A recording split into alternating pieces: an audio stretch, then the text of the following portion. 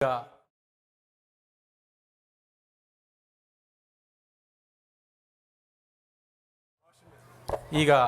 ನಮ್ಮ ಸಚಿವರು ನಮ್ಮನ್ನೆಲ್ಲ ಉದ್ದೇಶಿಸಿ ಮಾತನಾಡಲಿದ್ದಾರೆ. BC ನಾಗೇಶ್ ಅವರಿಂದ ಈಗ ಭಾಷಣ. ಹಿರಿಯರು, ಸರ್ಕಾರದ ಶಿಕ್ಷಣ ಇಲಾಖೆಗೆ ಸಲಹೆಗಾರರಾದಂಥ ಮಾಜಿ ಶಾಸಕರು ಆದಂಥ ದೊರೆಸ್ವಾಮಿಯವರೇ, ಇಂಡಿಯನ್ ಅಕಾಡೆಮಿಯನ್ನು ನಡೆಸ್ತಿರುವಂಥ ಈ ಸಾಮಾಜಿಕ ಕೆಲಸಗಳಿಗೆ ಪ್ರೋತ್ಸಾಹ ಕೊಡ್ತಿರುವಂಥ ಸೋಮಶೇಖರ್ ಅವರೇ,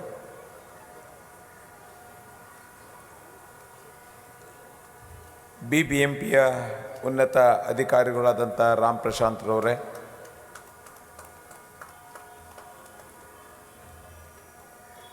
ನೆರೆದಿರುವಂಥ ಎಲ್ಲ ಶಿಕ್ಷಕ ಶಿಕ್ಷಕಿಯರೇ, ಪ್ರೀತಿಯ ಮಕ್ಕಳೇ,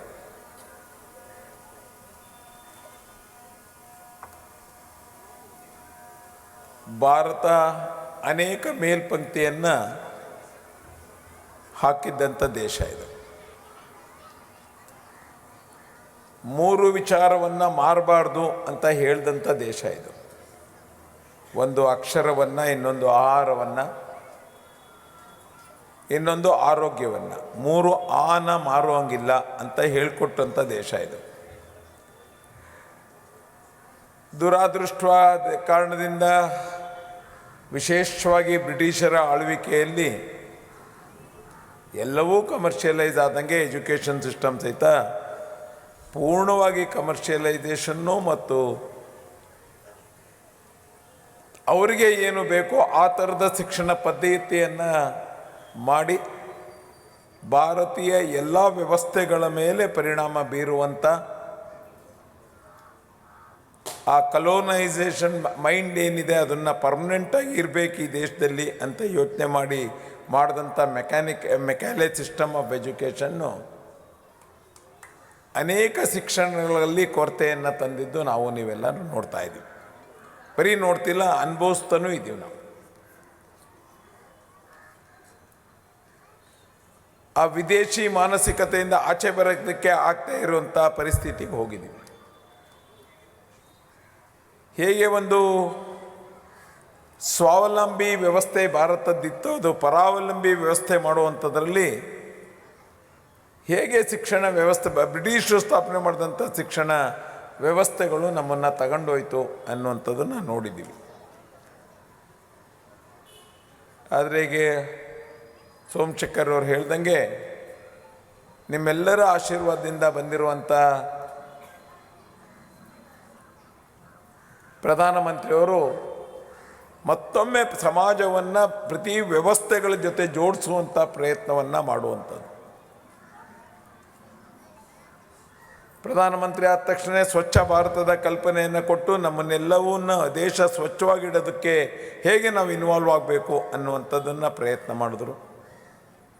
ಅದೇ ಥರ ಅನೇಕ ಕಾರ್ಯಕ್ರಮಗಳನ್ನ ಈ ದೇಶ ಸ್ವಾವಲಂಬಿಯಾಗಿ ಸ್ವಾಭಿಮಾನದಿಂದ ತನ್ನ ಕಾಲ ಮೇಲೆ ತಾನು ಬದುಕಬೇಕು ಅನ್ನೋದಕ್ಕೆ ಬೇಕಾದಂಥ ವ್ಯವಸ್ಥೆಗಳನ್ನ ಯೋಚನೆ ಮಾಡಿದ್ರು.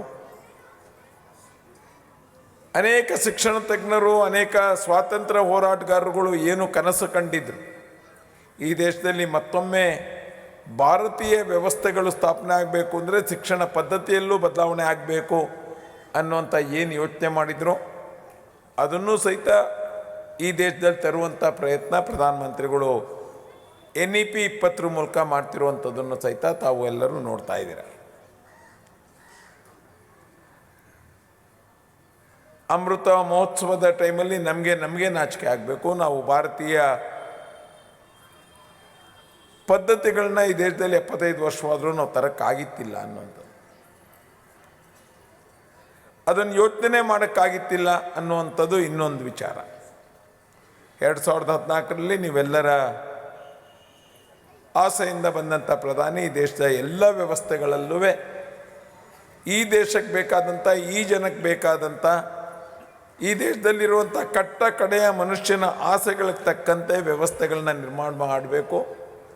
ಪ್ರತಿ ವ್ಯವಸ್ಥೆಗಳಲ್ಲಿ ಜನನ್ನ ಸೇರಿಸ್ಬೇಕು, ಜೋಡಿಸ್ಬೇಕು ಅನ್ನುವಂಥದ್ದು. ಸಬ್ಕೆ ಸಾಥ್ ಸಬ್ಕಾ ವಿಕಾಸ್ ಅನ್ನುವಂಥ ಮಾತುಗಳನ್ನ ಆಡ್ತಿರೋದು, ಎಲ್ಲರ ಜೊತೆಯಲ್ಲಿ ಎಲ್ಲರ ವಿಕಾಸದ ಕಲ್ಪನೆಯನ್ನು ಕೊಡ್ತಿರೋದು.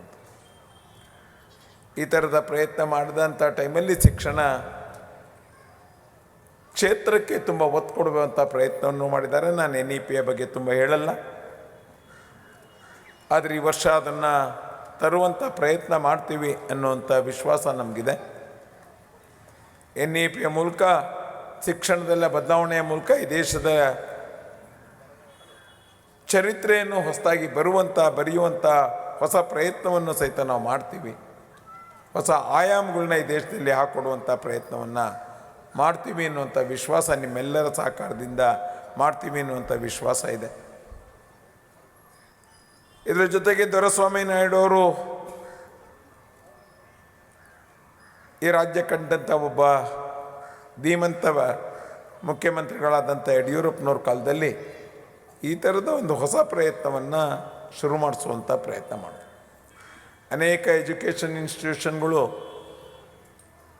ಯಾವುದು ಒಳ್ಳೆಯದಾಗಿ ಚೆನ್ನಾಗಿ ನಡೀತಿದೆ, ಅವರ ತಲೆ ಒಳಗೂ ಸಹಿತ ನಮ್ಮ ಶಾಲೆಗಳಲ್ಲಿ ಮಕ್ಕಳಿಗೆ ಯಾವ ಗುಣಮಟ್ಟದ ಶಿಕ್ಷಣವನ್ನು ಕೊಡ್ತಾಯಿದ್ದೀವಿ, ಯಾವ ವಾತಾವರಣದಲ್ಲಿ ಕೊಡ್ತಿದ್ದೀವಿ, ಅದೇ ವಾತಾವರಣದಲ್ಲಿ ಕೊಡೋದಕ್ಕೆ ನಾವು ಒಂದಷ್ಟು ಸಹಕಾರ ಸರ್ಕಾರದ ಜೊತೆ ಕೊಡಬೇಕು ಅಂತ ಯೋಚನೆ ಮಾಡಿದಂಥ ಟೈಮಲ್ಲಿ ಅನೇಕ ಸಂಸ್ಥೆಗಳು ಮುಂದೆ ಬಂದು ಅನೇಕ ಸಂಸ್ಥೆಗಳು ತುಂಬ ಚೆನ್ನಾಗೂ ಸರ್ಕಾರದ ಜೊತೆ ಸಹಕಾರ ಕೊಟ್ಟಿವೆ.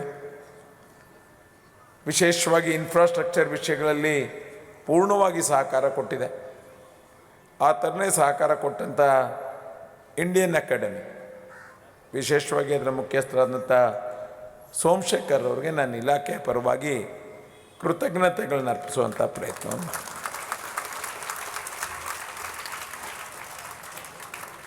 ಎಷ್ಟು ಮಾಡ್ತಾರೆ ಅನ್ನುವಂಥದ್ದು ನಮ್ಗೆ ಇಂಪಾರ್ಟೆಂಟ್ ಅಲ್ವೇ ಅಲ್ಲ, ಮಾಡಬೇಕು ಅನ್ನುವಂಥ ಅವರ ಮನಸ್ಸಿದೆಯಲ್ಲ ಅದು ನಮಗೆ ತುಂಬ ಇಂಪಾರ್ಟೆಂಟ್. ಸರ್ಕಾರ ಶಿಕ್ಷಣ ಇಲಾಖೆಗೆ 24,000 ಕೋಟಿಗಳನ್ನ ಖರ್ಚು ಮಾಡುತ್ತೆ ಪ್ರತಿ ವರ್ಷ.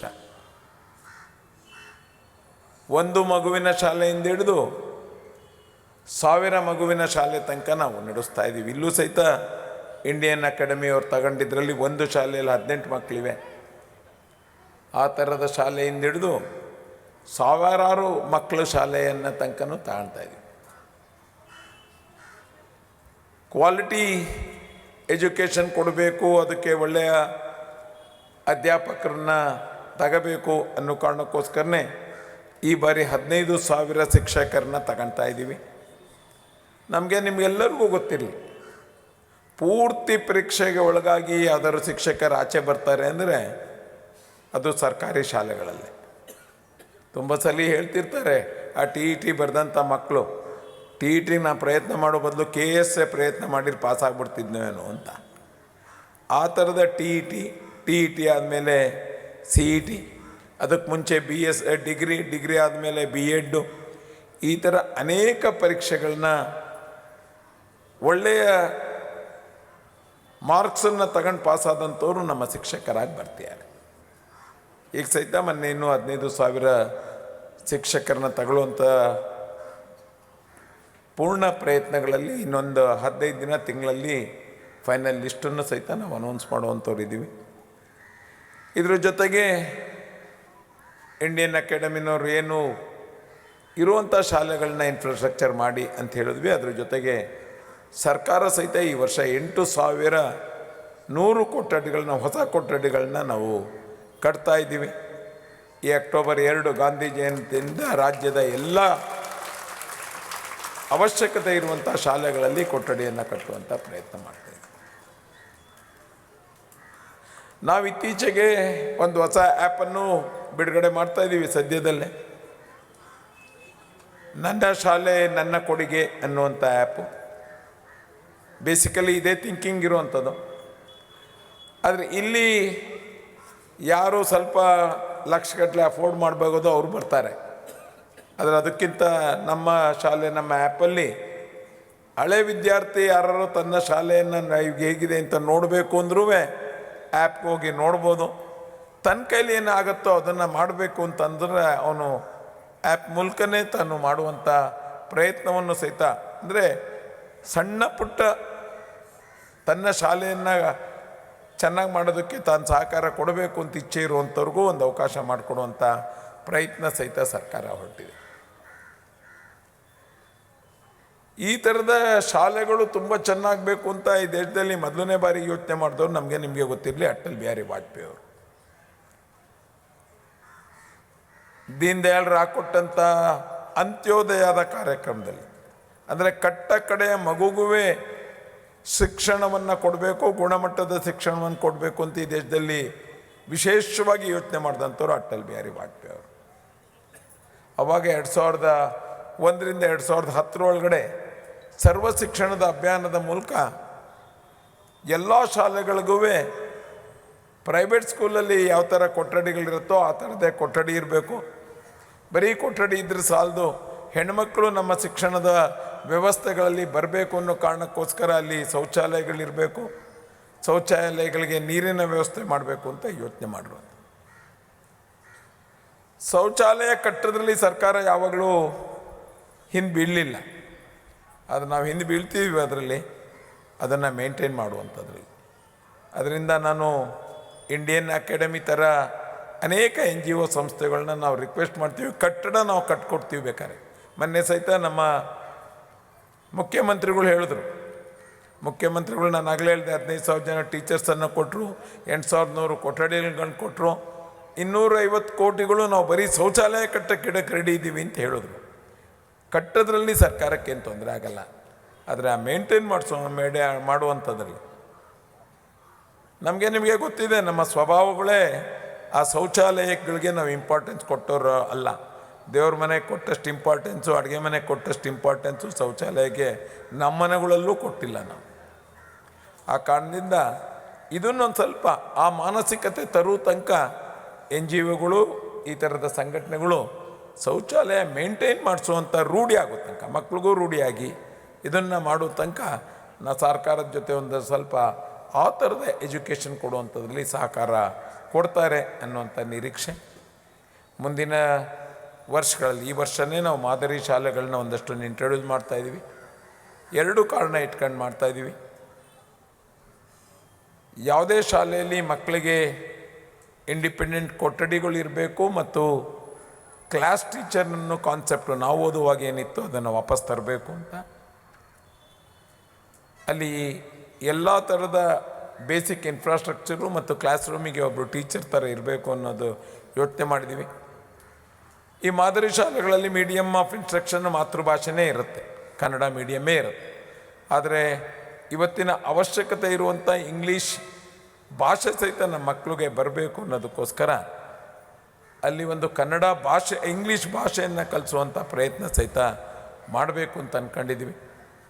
ಯಾಕೆಂದರೆ ಇತ್ತೀಚೆಗೆ ಇಂಗ್ಲೀಷ್ ಭಾಷೆ ಬೇಕೋ ಬೇಡವೋ ಚರ್ಚೆಗೆ ನಾನು ಹೋಗಲ್ಲ. ಆದರೆ ಮಾನಸಿಕತೆ ಆ ಥರ ಇರೋದ್ರಿಂದ ನಾನು ಅದನ್ನೇ ಹೇಳಿದೆ, 75 ವರ್ಷವಾದರೂ ಬ್ರಿಟಿಷ್ ಬಿಟ್ಟರೂ ಮಾನಸಿಕತೆ ನಮ್ದು ಯಾವುದೂ ಬದಲಾವಣೆ ಆಗೇ ಇಲ್ಲ. ಅವ್ರು ಏನೇನು ಅಂದ್ಕೊಂಡಿದ್ರು ಅದನ್ನೇ ನಾವು ಮಾಡ್ತಿರುವಂಥವ್ರು. ಆ ಥರದ್ದು ಇರೋದ್ರಿಂದ ಅದನ್ನೂ ಕಲಿಸ್ಬೇಕು ಅಂತ ಸಹಿತ ನಾವು ಯೋಚನೆ ಮಾಡಿದ್ದೀವಿ. ಈ ಥರದಲ್ಲಿ ನಾವು ಮುಂದೆ ಕೇಳ್ತಿರುವಂಥ ಎಲ್ಲ ಯಾರು ಸರ್ಕಾರದ ಜೊತೆ ಇದಕ್ಕೆ ಸಹಕಾರ ಕೊಡ್ತೀವಿ ಅಂತ ಯಾರೋ ಅವರು ನಮ್ಮಲ್ಲಿ ಇನ್ನು ಮುಂದೆ ಕ್ವಾಲಿಟಿ ಎಜುಕೇಷನ್ಗೆ ನಿಮ್ಮ ಸಹಕಾರ ಬೇಕು. ಎಲ್ಲೆಲ್ಲಿ ನಮಗೆ ಟೀಚರ್ಸಿನ ಕೊರತೆ, ವಿಶೇಷವಾಗಿ ನಮಗೆ ಇಂಗ್ಲೀಷು, ವಿಜ್ಞಾನ ಮತ್ತು ಮ್ಯಾಥ್ಸ್ ಈ 3 ಟೀಚರ್ಸಿನ ಕೊರತೆ ಆಗ್ತದೆ. ಈಗ ನಾನು ಹೇಳ್ದಂಗೆ 15,000 ಜನ ಟೀಚರ್ಸ್ ತಗೊಳ್ತೀವಿ ಅಂದ್ರೂ 15,000 ಫುಲ್ ಆಗಲ್ಲ. ಆ ಫುಲ್ ಆಗದೆ ಇರುವಂಥದ್ದನ್ನು ನೀವು ನೋಡೋದು ನಮ್ಮ ಸೋಷಿಯಲ್ ಸೈನ್ಸ್ ಫುಲ್ ಆಗುತ್ತೆ, ಕನ್ನಡ ಫುಲ್ ಆಗುತ್ತೆ. ಆದರೆ ಇದು ಮ್ಯಾಥ್ಸು, ಸೈನ್ಸು ಈ ಥರದಲ್ಲಿ ಕೊರತೆಗಳು ಬರುತ್ತೆ. ಆ ಥರದ ಸ್ಟಾಪ್ ಗ್ಯಾಪಾಗಿ ನಮಗೊಂದಷ್ಟು ಈ ಥರದ ಸಂಘಟನೆಗಳು ಆ ಥರದ ಟೀಚರ್ಸನ್ನು ಕೊಡುವಂಥ ಪ್ರಯತ್ನಗಳನ್ನ ಮಾಡಿದ್ರೆ ನಮಗೆ ನಮ್ಮ ಮಕ್ಕಳಿಗೆ ಗುಣಮಟ್ಟದ ಶಿಕ್ಷಣವನ್ನು ಕೊಡೋದಕ್ಕೆ ಆಗತ್ತೆ. ತುಂಬ ದಿನ ನಾವು ಕೇಳಲ್ಲ, ಯಾಕೆಂದ್ರೆ ದಿನ ಟೀಚರ್ಸು ನಾವು ಎಂಪ್ಲಾಯ್ ಮಾಡಿದಷ್ಟು ಆಗ್ತಿದೆ. ನಾವು ಹೋದ್ಸಲಿ 10,000 ಜನ ತಗೋಬೇಕು ಅಂದರೆ ನಾವು ಫಿಲಪ್ ಮಾಡೋಕ್ಕಾಯ್ದು 3,800 ಜನ. ಈ ಸಲ ನಾವು 15,000 ಜನ ತಗೊಂತೀವಿ, ನಮ್ಗೆ ವಿಶ್ವಾಸ ಇದೆ 10,000 ರಿಂದ 12,000 ಮಧ್ಯ ಟೀಚರ್ಸ್ ಸೆಲೆಕ್ಟ್ ಆಗ್ತಾರೆ ಅಂತ. ಮತ್ತು ಅದನ್ನು ನಿಲ್ಲಿಸ್ತಿಲ್ಲ ನಾವು. ಮತ್ತು ಫೆಬ್ರವರಿಯಲ್ಲಿ ಇನ್ನೊಂದು CET ಎಕ್ಸಾಮ್ ಮಾಡಿ 15,000 ಜನನೂ ಫಿಲಪ್ ಮಾಡ್ಕೊಳ್ಳುವಂಥ ಪ್ರಯತ್ನ ಸಹಿತ ಸರ್ಕಾರ ಮಾಡುತ್ತೆ. ಆದರೆ ಈ ಗ್ಯಾಪ್ ಏನಿದೆ, ಆ ಗ್ಯಾಪನ್ನು ಇಂಡಿಯನ್ ಅಕಾಡೆಮಿ ಥರ ಅನೇಕ ಸಂಸ್ಥೆಗಳು ಮುಂದೆ ಬಂದು ಮಾಡ್ತಾರೆ ಅನ್ನುವಂಥ ವಿಶ್ವಾಸ ಇದೆ. ಯಾವುದಾವುದೋ ಸಂಸ್ಥೆ ಇದ್ರವರೆಗೂ ದೊರೆಸ್ವಾಮಿ ನಾಯ್ಡು ಅವರ ಪ್ರೇರಣೆಯಿಂದ ಮುಂದೆ ಬಂದ್ಯಾರೋ ಎಲ್ಲ ಸಂಸ್ಥೆಗಳಿಗೂ ನಾನು ಕೃತಜ್ಞತೆಗಳನ್ನ ಅರ್ಪಿಸ್ತಾ, ನಮ್ಮ ಇಲಾಖೆಗೆ ಶಿಕ್ಷಕರಿಗೆ ವಿಶೇಷವಾಗಿ ಒಂದು ರಿಕ್ವೆಸ್ಟ್, ಅವರು ತಾವು ಕಷ್ಟಪಟ್ಟು ದುಡಿದಂಥ ಹಣವನ್ನು ಇಲ್ಲಿ ನಮ್ಮ ಮೇಲೆ ಖರ್ಚು ಮಾಡಿದ್ದಾರೆ. ಅಪೇಕ್ಷೆ ನ್ಯಾಚುರಲ್ಲಾಗಿ ಅವ್ರಿಗಿರುತ್ತೆ, ಅದು ತುಂಬ ದಿನ ಇರಬೇಕು, ಚೆನ್ನಾಗಿರಬೇಕು ಅನ್ನುವಂಥ ಅಪೇಕ್ಷೆ ಇರುತ್ತೆ. ಅದಕ್ಕೆ ತಕ್ಕಂತೆ ನಮ್ಮ ಡಿಪಾರ್ಟ್ಮೆಂಟಿನ ಇಲಾಖೆ ಅಧಿಕಾರಿಗಳು ಮತ್ತು ಇವೆಲ್ಲ ಒಂದಷ್ಟು BBMPಗೆ ಸೇರಿದಂಥದ್ದು ರಾಮಪ್ರಯಾಶಾಂತರವ್ರಿಗೆ ಸೇರುವಂಥ ಶಾಲೆಗಳು ಆಗಿದೆ. ಇಂದ ಕಾರ್ಪೊರೇಟ್ಸ್ ಅವ್ರುಗಳು ಎಲ್ಲ ಇನ್ವಾಲ್ವ್ ಆಗಿ ಇದನ್ನು ಚೆನ್ನಾಗಿ ಯಾವುದೋ ಶಾಲೆಯನ್ನು ಚೆನ್ನಾಗಿ ಮಾಡಿಕೊಟ್ಟಿದ್ದಾರೆ. ನಾವೆಲ್ಲರೂ ನೋಡಿದ್ವಿ ಹೇಗಿತ್ತು, ಹೇಗಾಗಿದೆ ಅನ್ನುವಂಥದ್ದು. ಹೇಗಾಗಿದೆಯೋ ಅದು ಮುಂದಿನ ಸಲ ಅವ್ರು ತೋರಿಸ್ದಾಗಲೂ ಹಾಗೇ ಇರುತ್ತೆ, ಅದರಲ್ಲಿ ನಾವು ನೀವೆಲ್ಲರೂ ಇಟ್ಕೊಂತೀವಿ ಅನ್ನೋಂಥ ವಿಶ್ವಾಸ ಇದೆ. ಸಣ್ಣ ಪುಟ್ಟ ಪ್ರಯತ್ನಗಳು ಮಾಡೋರು ಸಾಕು. ಮಳೆಗಾಲ ಪ್ರಾರಂಭ ಆಗತ್ತೆ ಅಂದ ತಕ್ಷಣ ಮೇಲ್ಗಡೆ ನಮ್ಮ ಮೇಲತ್ತಿ ಅಲ್ಲಿ ನೀರು ಬರುವಂಥ ಪೈಪ್ಗಳೆಲ್ಲ ಬ್ಲಾಕ್ ಆಗಿದೆಯೋ ಇಲ್ವೋ ಅಂತ ನೋಡ್ಕೊಂಡ್ರೆ ಮೇಲ್ಗಡೆ ನೀರು ನಿಲ್ಲಲ್ಲ. ಟಾಯ್ಲೆಟನ್ನು ಅಷ್ಟೇ ದಿನ ಒಂದ್ಸರಿ ಬೆಳಗ್ಗೆ ಸಂಜೆ ನಾವು ಒಂಚೂರು ಗಮನಿಸೋಕ್ಕೆ ಶುರು ಮಾಡಿದ್ರೆ, ನಿಧಾನಕ್ಕೆ ಮಕ್ಕಳಿಗೆ ಹೇಳ್ಕೊಡೋಕ್ಕೆ ಶುರು ಮಾಡಿದ್ರೆ ಹೇಗೆ ಯೂಸ್ ಮಾಡಬೇಕು ಅಂತ ಅದು ಹಾಳಾಗತ್ತೆ ಅಂತ ನನಗೇನು ಅನಿಸಲ್ಲ. ಆ ಥರ ಪುಟ್ಟು ಪ್ರಯತ್ನ ಹೇಗಿದ್ರೂ ನಾವು ಟೈಮ್ ಕೊಡ್ತೀವಿ. ಬೆಳಗ್ಗೆ ಬರ್ತೀವಿ, ಸಂಜೆ ತನಕ ಇರ್ತೀವಿ. ಒಂದು 5 ನಿಮಿಷ ಮುಂಚೆ ಬಂದು 5 ನಿಮಿಷ ನಿಧಾನಕ್ಕೆ ಹೋದರೆ ನಮಗೆ ಎಲ್ಲ ಕೆಲಸಗಳನ್ನು ನಾವು ಮಾಡ್ಬೋದು. ನಾವು ಹೆಂಗೆ ಮಾಡ್ತೀವಿ ಅನ್ನೋದ್ರ ಮೇಲೆ ಮುಂದಿನ ದಿನಗಳಲ್ಲಿ ನಮಗೆ ಹೆಚ್ಚೆಚ್ಚು ಜನ ಬಂದು ಈ ಥರದ ಸಹಕಾರ ಕೊಡ್ತಾರೆ ಅನ್ನೋಂಥ ವಿಶ್ವಾಸದಲ್ಲಿ ಕರೆದು ಮಾತಾಡಲಿ ಅನುಕೂಲ ಮಾಡಿಕೊಡ್ತಾರೆ. ನಿಮ್ಮೆಲ್ಲರಿಗೂ ಒಂದಿಸ್ತಾ ನಾನು ನವಭಾರತ ನಿರ್ಮಾಣದಲ್ಲಿ ಶಿಕ್ಷಣದ ಪ್ರಾಮುಖ್ಯತೆಯನ್ನು ಹಾಗೂ ಶಿಕ್ಷಣದ ಬಗ್ಗೆ ಸಾಕಷ್ಟು ಸುಂದರವಾದ ಕನಸನ್ನು ಇಟ್ಟುಕೊಂಡಂತಹ ಸರಳ ಸಜ್ಜನಿಕೆ ರಾಜಕಾರಣಿ BC ನಾಗೇಶ್ ಅವರಿಗೆ ಧನ್ಯವಾದಗಳು.